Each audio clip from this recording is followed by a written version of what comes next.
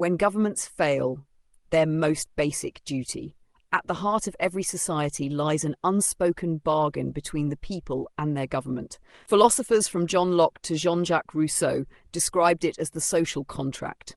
Citizens agree to obey laws, pay taxes, and surrender certain freedoms in exchange for protection, order, and security.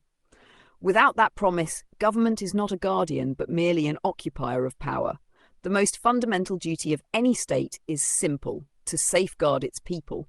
This means protecting them not only from crime within, but from invasion without.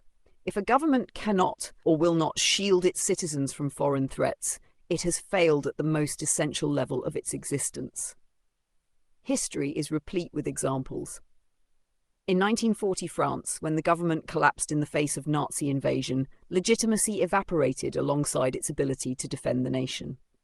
In Russia, in 1917, the Tsar's inability to protect soldiers and citizens from the devastation of World War I helped fuel revolution.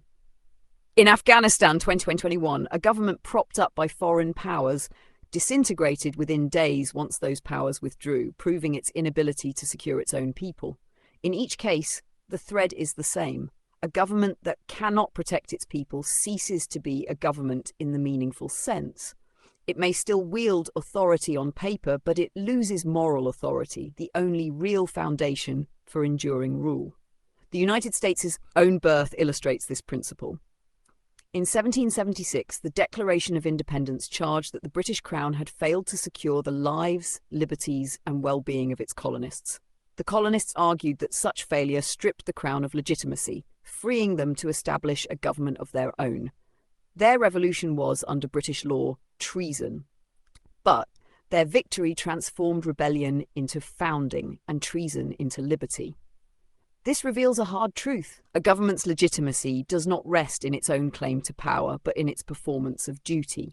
Citizens tolerate laws, taxes, and sacrifices not because rulers demand them, but because the state provides security in return. Once that reciprocity collapses, the government rules only by coercion, not consent. It is not enough for leaders to insist they are the government.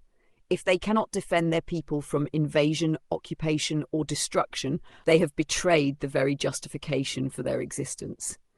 The people are then left with a stark question: why obey a government that will not protect?